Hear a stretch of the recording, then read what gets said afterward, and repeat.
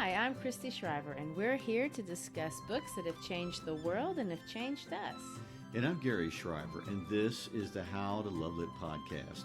Today we conclude our 5-part series on one of the world's most famous satirists, Jonathan Swift, and his most famous work, Gulliver's Travels. If Swift were alive today, I have no doubt he'd be a podcaster. Well, he'd likely have his own Netflix comedy special. I mean, he is irreverent as he is relevant, and those two things make great comedy. Well, in Voyage 1 and 2, he attacks our behaviors as societies and how we act as groups. And he attacks partisan politics and governmental corruption and corruption in the name of faith and society's inevitable draw towards gratuitous violence, also often in the name of faith. For the most part, but not entirely, Swift discusses things we do as groups, things that are evil, but that we justify or perhaps we don't even see. And he begins his attacks on things that he finds foolish that we do in the name of progress or modernity, but it's really understated. In Voyage 3, he unleashes these attacks and he comes at the institutions. He attacks the academy. He develops an argument that uses the name of academic achievement to dress up our own hollow aspirations, and he goes on to assert that we dress up cruel arrogance and cloak it with the term progress, progress in science and in the progress in the arts. And he claims the elite have their eyes split. One is staring at the stars, the other staring at themselves. And this perception is so off that everything they do ends up being done poorly. I mean, it's really ill-conceived and really ill-executed. And an interesting picture to have in your mind, really. But, you haven't even mentioned my favorite part yet. He further claims that the elite class is so distracted looking at the stars as well as themselves that they require literally to be slapped in the face just to focus long enough to have a conversation with another human being. They hire people to constantly slap them every few minutes because just after a few minutes, their attention is off either upwards or inwards. I mean, it's so funny. It's a great picture, really. And a service, I think flapper services might be something we could use today if we weren't harsh enough. He claims that while looking progressively into abstractions that likely we'll never realize, these same elites simultaneously and numbly oppress people, the people that they deem to be less educated, less affluent, less cultured, lesser in any way. And by lesser, I mean physically lesser. They live on a lower plane below them. I'll tell you what, I promise right now that if I ever become internationally famous and wealthy beyond my wildest dreams, you need a flapper. I will hire a face slapper so that I can stay in the real world. Oh my gosh. Well, we don't want to forget that he starts the voyage off with an inside joke targeting Reformed Protestants, basically calling them heretics. Oh, yes, for sure. I mean, he is, what do they call that when you offend everyone? He's an equal opportunity offender. An equal opportunity offender. Because Swift broadens the people he's trying to offend in Voyage 3, and it gets harsher. True. In Voyage 3, if you consider yourself in leadership at all, you should feel insulted at some level. And his insults to women as a group are more obvious in each voyage, and I notice that you haven't made much of that, which is unusual for you. No, I mean, I really haven't. And the reason is, when Swift insults women, I don't know why, but it just doesn't feel patronizing. I mean, he does mock women for sure, but he's offending everyone. The attacks on women don't feel any worse to me. And honestly, they're kind of funny. A good satirist, and that's what's so crazy about good satire. They know how to insult you, and you can just take it. And of course, this brings us to the most abrasive and the most famous voyage. In fact, this is what we call Juvenalian humor for sure. Juvenalian? Wow. What is that? Yeah, well, basically, and this is an uber simplification, but there are two Latin guys that get the credit for creating satire. A guy named Horace and a guy named Juvenal. Horace was funny, Juvenal was mean. And Swift goes from one to the other.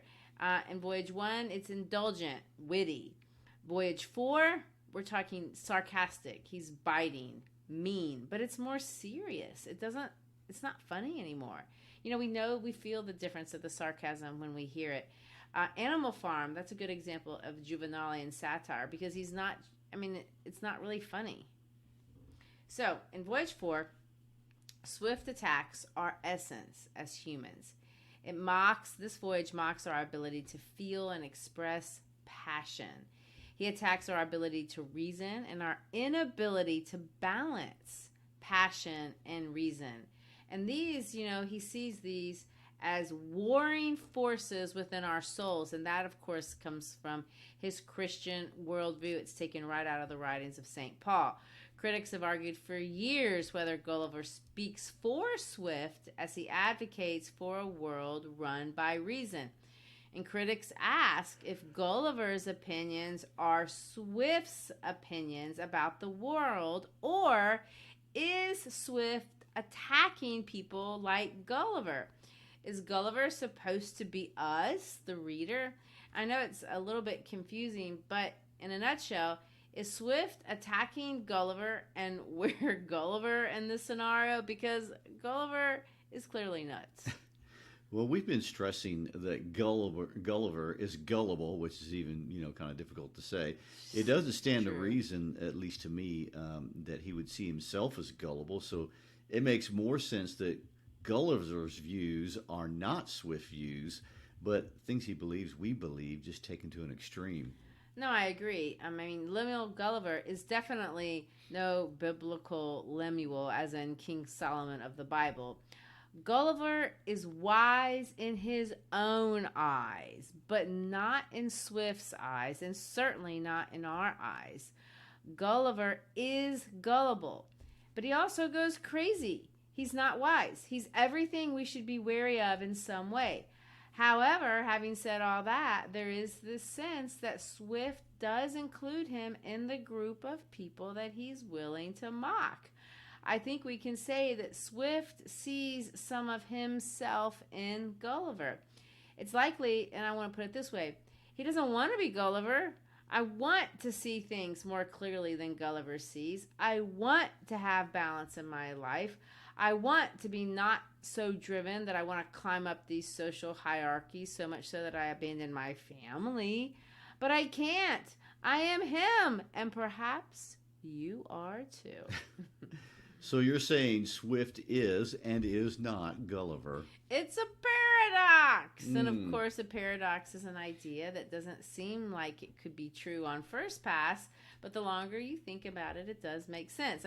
Swift claims, and I hope we can make his case for him, that we are both Yahoo and Wynnum, or however you want to say that.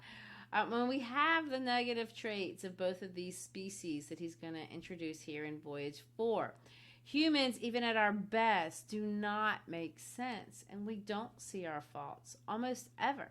He starts off with this quote, "I continued at home with my wife and children about 5 months in a very happy condition. If I could have learned the lesson of knowing when I was well." One thing about humans, we don't learn our lessons vicariously, do we? We often don't even learn our lessons the hard way. Let's look just at the beginning. Why in the world is Gulliver leaving his family again? He's already abandoned them 3 times for these foreign trips. He's already abandoned his family for years. No, I'd say we often don't. And I want to point out that if we read some of Swift's letters to other people, especially the famous ones like the one to Alexander Pope, where he said he hates tribes of men, but he loves individuals, we see that over the course of Swift's life, as he grew older, he learned to love people just as they are, not necessarily expecting or requiring or maybe even wanting them to be more reasonable. In one letter to Thomas Sheridan, he says this: "Expect no more from man than such an animal is capable of, and you will every day find my description of yahoos more resembling." That's terrible. When Gulliver arrives at this island, he meets human-looking creatures, but they are obviously not humans. They are yahoos.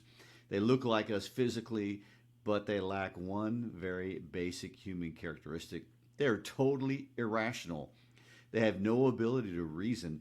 In fact, they seem to have less ability to reason than household pets in our world, and who at least know they know when to turn down bad food. The Yahoos are the total and full expression of unrestrained passion in all of its forms, like rage and lust and greed and gluttony, and they're all those things, and they can't be tamed, and they are pretty disgusting. Well, he does create a totally negative description of them. But I will say, if you notice, they do live in community. That is their redemption. But they're fiercely loyal to each other to the point that Gulliver is kind of afraid of them at times, which I point out is something that you can't say that Gulliver is. I mean, he is definitely not living in community or loyal to his. Swift is suggesting, even here at the beginning, that we are both Yahoo and Wynnum in mild form. We have the negative traits of each species. Look at Gulliver here. He leaves his wife and she's pregnant. That's terrible and not loyal.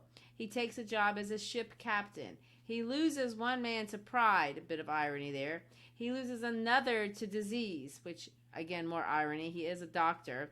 Then he is forced to hire buccaneers. Those are his words. They were, and I quote, rogues when I had picked up debauched my other men, and they all formed a conspiracy. Gulliver is betrayed by greedy people. Everything he is and has experienced is an expression of things that have gone wrong with humans. His arrival on this island is not an accident. It's treachery. It's an act of human violence. It's greed. His men mutiny and abandon him, and it's all pretty terrible.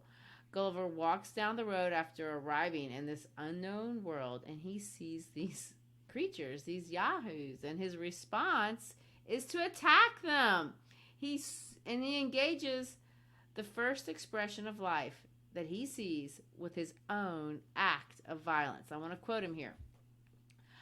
I drew my hanger and gave him a good blow with the flat side of it. A hanger is like a knife.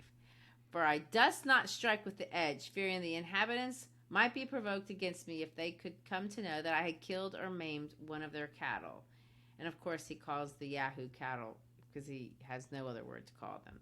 My point being, for all of Swift's rantings about bad politicians and bad scientists and bad women, Swift is very well aware that he has his own personal demons. We are all Gulliver. And as we get to the end, Gulliver is less the purveyor of Swift's attacks. And he's going to transition to be more of the target himself. In this final section, Swift really plays around with the complexity of the human experience because we're not just one thing and we can't really be cured. Which to me seems such a dark point of view for someone who spent so much time writing satire. Swift doesn't think we're capable of changing. He really doesn't think almost anyone can be capable of seeing fault in themselves. And I'm really not sure why he wrote in the preface to Tale of a Tub, he says this: satire being leveled at all is never reasoned for an offense by any, since every individual persona makes bold to understand it of others, and very wisely removes his particular part of the brethren upon the should of the world, which are road enough and able to bear it, if you can follow that thought. Meaning that we all read satire and we all wisely understand that it's not directed at us, it's always directed at everybody but us. Exactly. We read satire. We absolutely agree that what the satire is saying is absolutely true. It just doesn't apply to me. I don't do that. You do that. He's talking about you, Gary. Well, thanks. But think about it. Who better than a preacher who goes to a pulpit week after week trying to get people to reform? I mean, when I listen to a sermon at Church Christian, I'm always sure that they're talking about you and not me. Well, we're jesting, but it's true. All of us remove ourselves from criticism, and we can acknowledge that that's a problem. And I would like to point out that this is a very common psychological phenomenon to do that. At another time, Swift will say this: no preacher is listened to but time. How is it possible to expect that mankind will take advice when they will not so much as take a warning? When Swift describes Gulliver's travels as being admirable things and will wonderfully mend the world, what he means is, I can write the most absurd things, and we can all absolutely agree with everything I'm saying, but it doesn't matter. We won't reform. There will always be pride. There will always be corruption. There will always be violence, and in that way we are and always will be yahoos. And then we wonder why he's called a misanthrope. I mean, that is such a cynical way to think about people. I mean, and he is cynical. I mean, in that same letter that you quoted before, this is one of my favorite quotes. He says this: drown the world. I'm not content with despising it. That's taking it to another level. Well, I mean, it is, but it's not just anger. I mean, what we see here is passion. He's full of rage. Swift is a yahoo. When his buddy Pope complimented Gulliver's Travels when he read it, Swift declined the compliment. He said this: what I do is owing to perfect rage and resentment and the mortifying sight of slavery, folly, and baseness about me. So he's saying, my yahoo comes out and it expresses itself as anger, and I hate that I'm an angry person. I don't want to be, but I am. I want to read another quote, and I know I'm going heavy on the quotes, but he said this about himself: nothing can well be more mortifying to reflect that I am of the species with creatures capable of uttering as so much scurrility, dullness, falsehood, and impertinence to the scandal and disgrace of human nature. I love using the word scurrility for scurrilous. Oh my gosh. Isn't that great? I can see why he's hard on himself, but wouldn't we say if what makes you angry is slavery, folly, and baseness, aren't you a good person? And that's what we might call righteous anger? Yes, I mean, I think many of us would say that, but I don't think Swift is one of those people. I mean, if you look at the Wynnums, that's my horse sound, here in Voyage 4, Gulliver clearly admires them. And I'm going to go so far to say that Swift clearly admires them. But what does he admire about them? That he likes that they can keep it together. The Wynnums are horses, and everyone who's ever been around horses, even a little bit, and that's me, I've only been around them a little bit, but even I know that horses are noble creatures. I mean, they're big, they're powerful, they're graceful, and Swift in his life absolutely loved them. But here the Wynnums are more than just horses. They are totally ruled by reason. They do have faults, and we're going to get to those, but Gulliver likes them because they never lose their minds, ever. They're always fully in control and always make every decision based on reason. Swift would say, I see my humanity and my inability to control my anger, but unbridled passion expresses itself in many ways. All of them may be driven by self-interest, and that's what he rails at the most in all 4 voyages. Our pride and its blinding effect on us. And this will be the last quote. In Tale of the Tubs, he says this: bring your own guts to a reasonable compass. I know that's a weird thing to say, and I had to think about it for a long time because it's metonymy, it's metaphorical for, the rhetorical scholars. But what he means is we have to bring ourselves, our guts, to our pursuit of direction. Let me say it this way. We can't follow the advice of the compass if we don't bring our guts into it. Does that make sense? I mean, it's such a funny thing to say, but I do agree with it. Yeah, interesting it is, and it seems Gulliver doesn't have a good compass.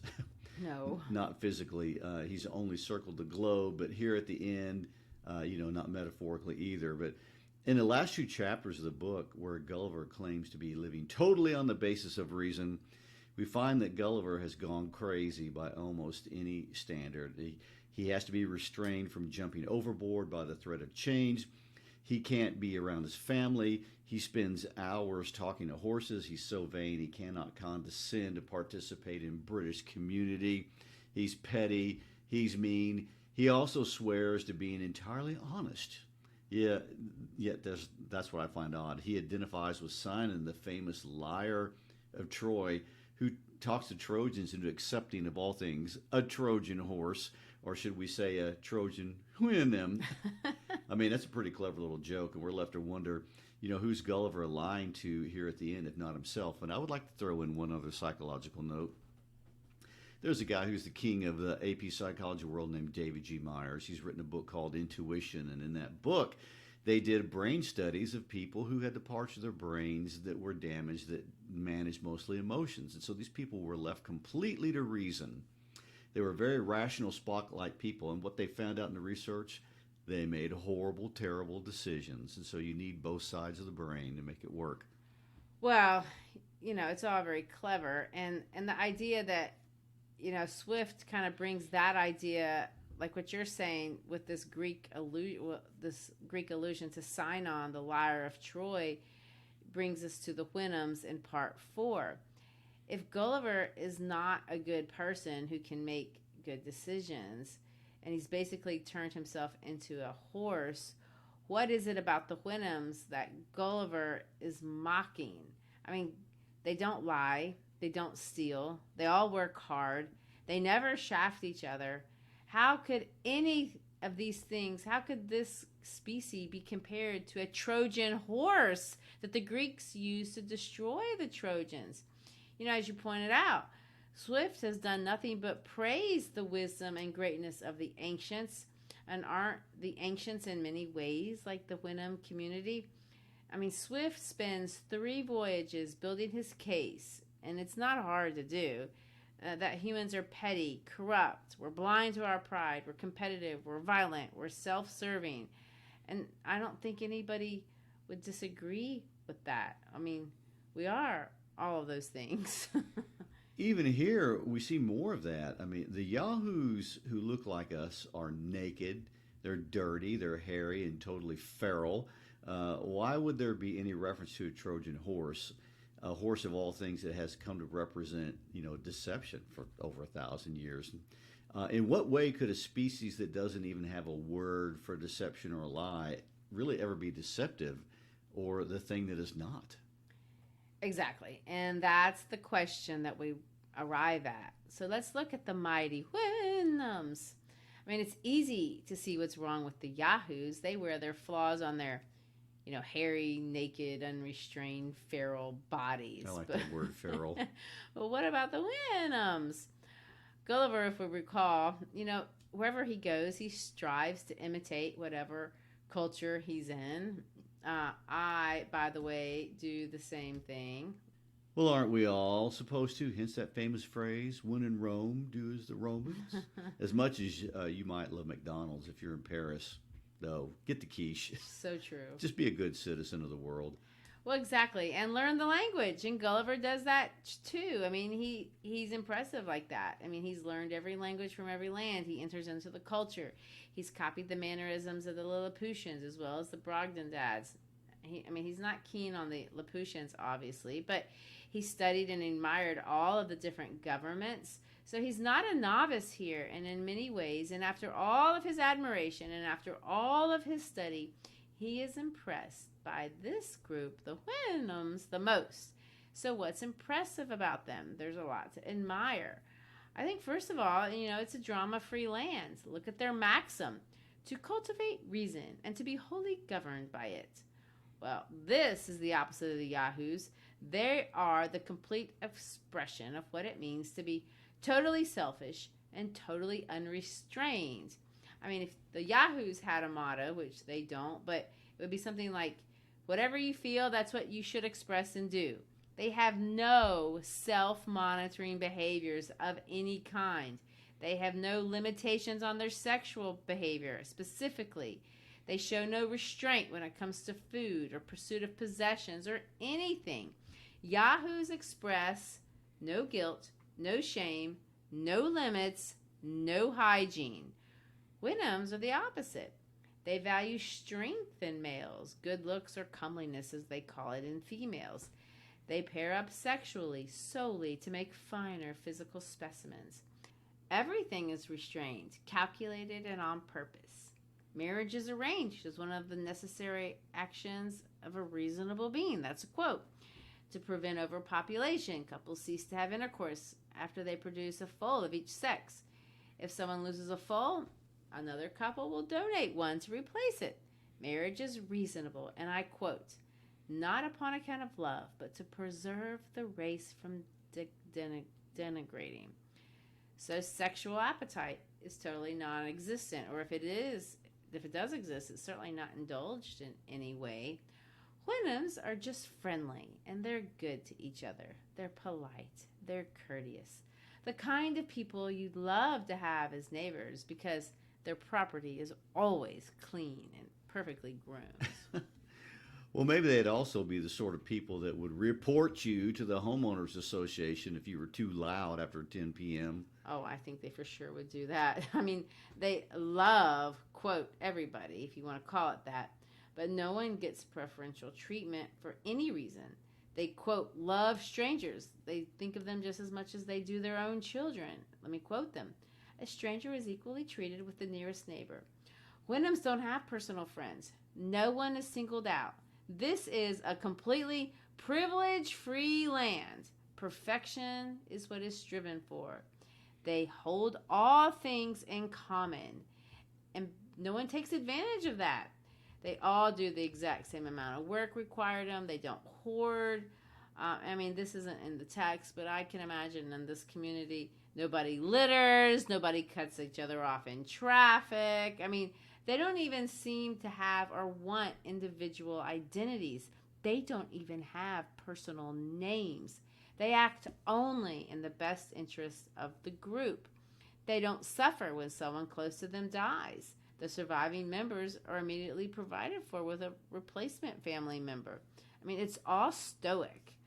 Gulliver, as philosopher, finds this to be utopia. None of the problems other societies have occur here.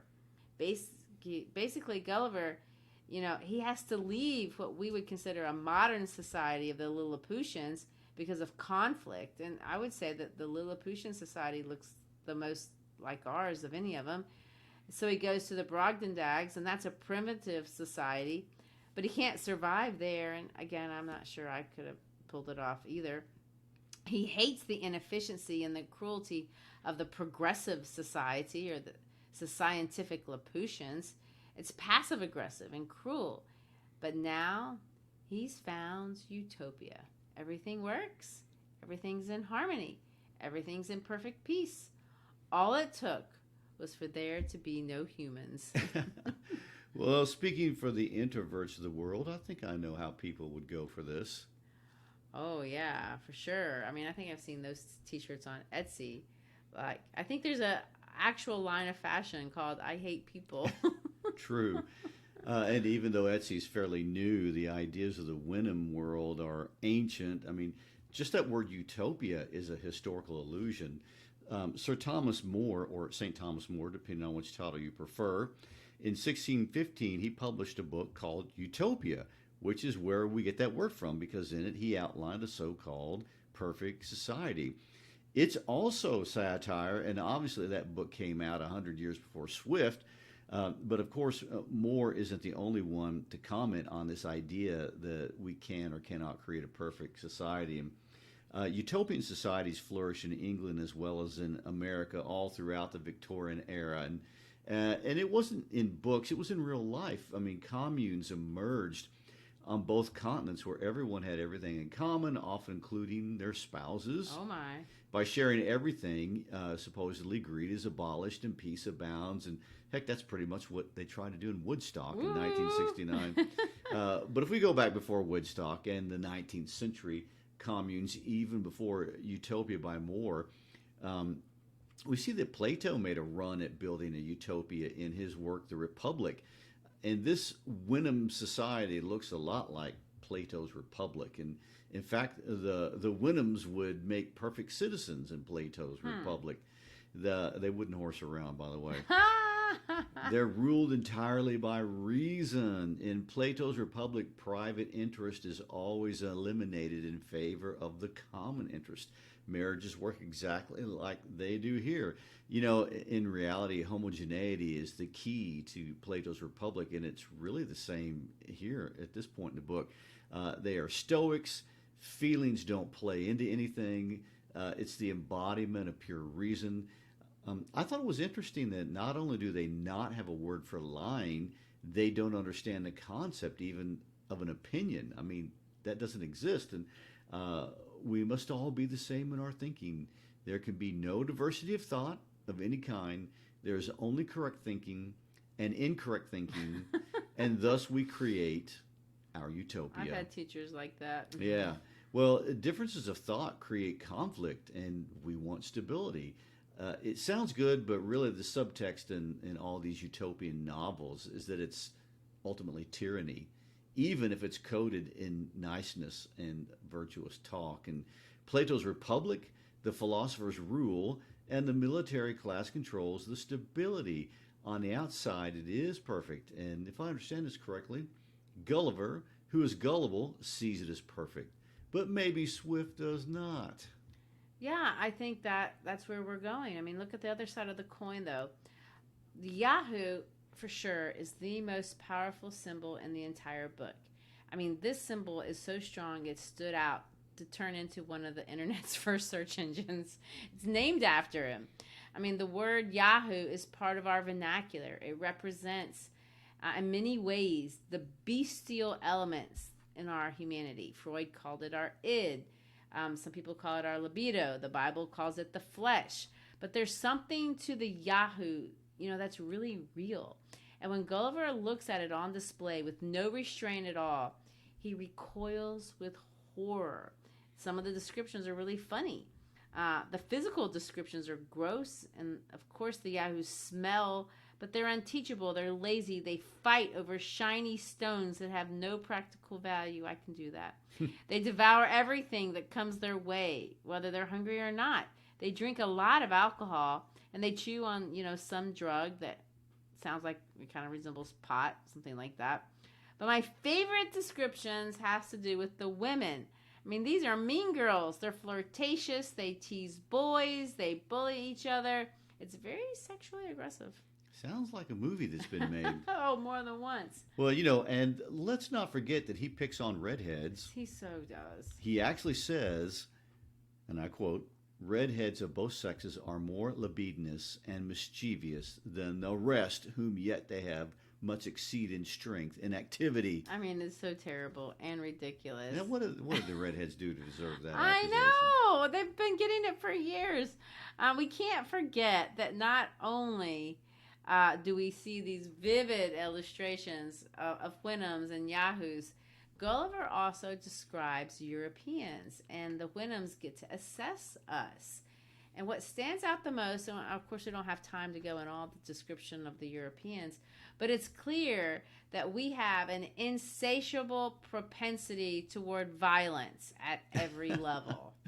Again, Swift witnessed the aftermath of war and violence all of his life and never saw anything that justified it. True, knowing that, though, and it's not surprising to see Swift have Gulliver's master arrive at the conclusion from Gulliver's descriptions that Europeans, and by Europeans he means us, people that have reason but are Yahoos, we're worse than Yahoos because we have reason.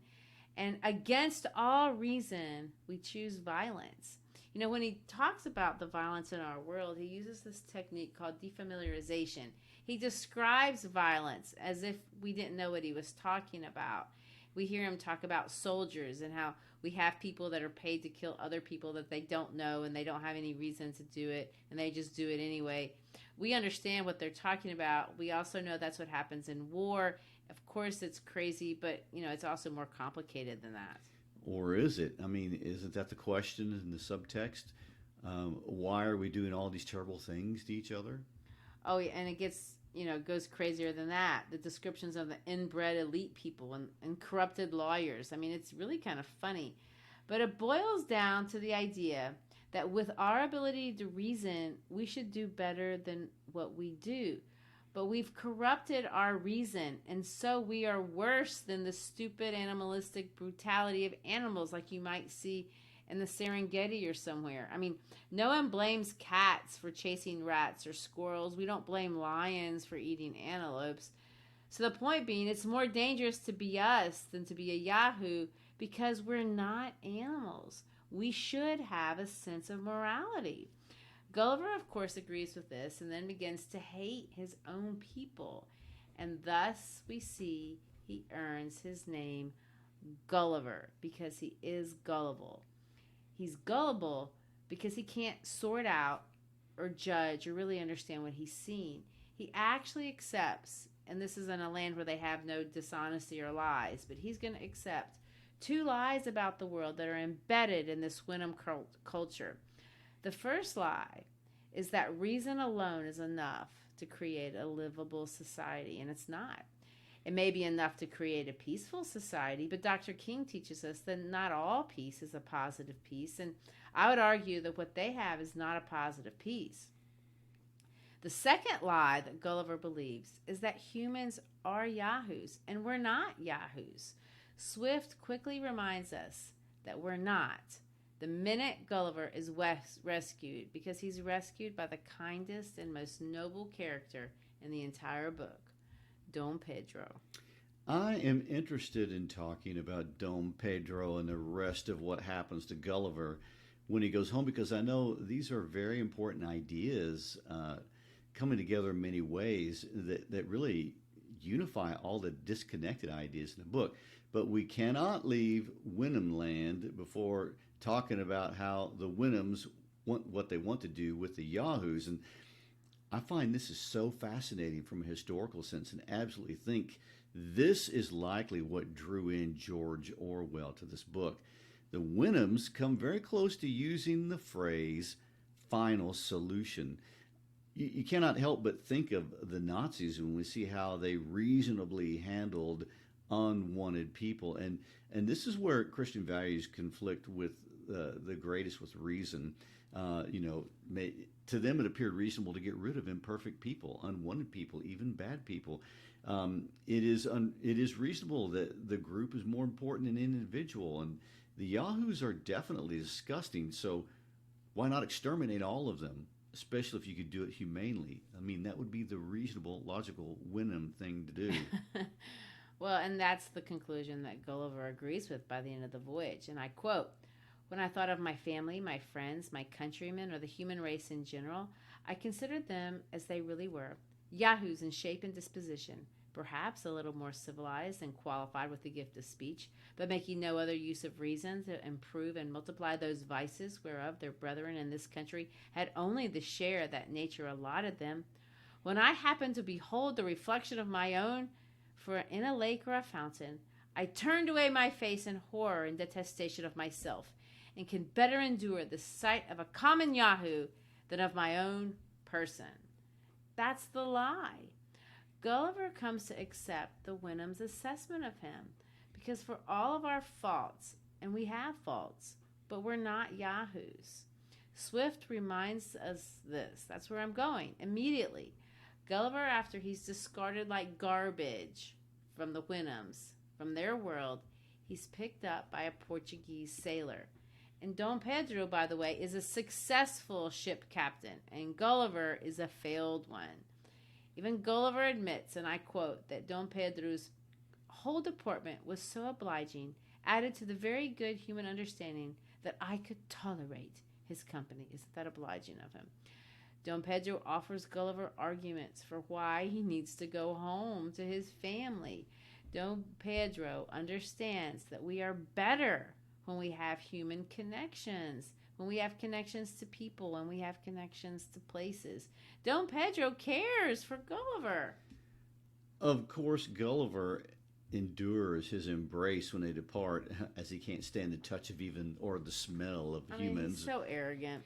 Gulliver has become ridiculous. I mean, he imitates the Wynnums by trotting like a horse and even neighing like a horse. And even after 5 years, he finds the smell of humans offensive so much that he always keeps his nose stuffed with rue, lavender, or tobacco leaves. He can't bear the touch of his wife and children, and his best friends are the two horses. There's just so much irony here. At the beginning of the book, we see that preface, and his cousin and publisher Simpson tells the reader in the intro that Gulliver lives retired but in good esteem among his neighbors. I mean, this has got to be a kind description. I mean, he's a lot kinder, Simpson is, than the prideful Gulliver, because Gulliver looks down on everyone else. Gulliver, in an attempt to find perfection, has completely given up on people and what it means to be human. You know, another point of irony is that in every voyage, Swift points out that Gulliver hates being laughed at. But here we have to know that everyone in town is laughing at the man because he trots around like a horse, thinking himself better and superior to everyone else. And his pride has turned him into a laughing stock, and the joke is on him. And, you know, I've said this many times about relationships. You can be right and you can be alone, and that's exactly what Gulliver has done. True. And of course, that's how we conclude this ironic sermon by Ireland's most famous preacher. You can be right and you can be alone. So embrace your brother, your sister, your friend, imperfections and all, diversity of thought and all. And most of all, please avoid violence. Use your reason to figure it out, knowing we're all just a little bit Yahoo. And that's okay. There is no doubt that Swift will always be relevant. And so thanks for being with us today. We hope you've enjoyed this series on one of the English language's greatest pieces of satire. And as always, we ask, please share about us with a friend, text them an episode, post a link on social media. Please help us grow. And of course, if you're an educator, check out our free listening guides on our website at howtoloveitpodcast.com. And also, while you're there on our website, you can get a t-shirt, mug, kitchen magnet, all kind of things. Thanks again. Peace out.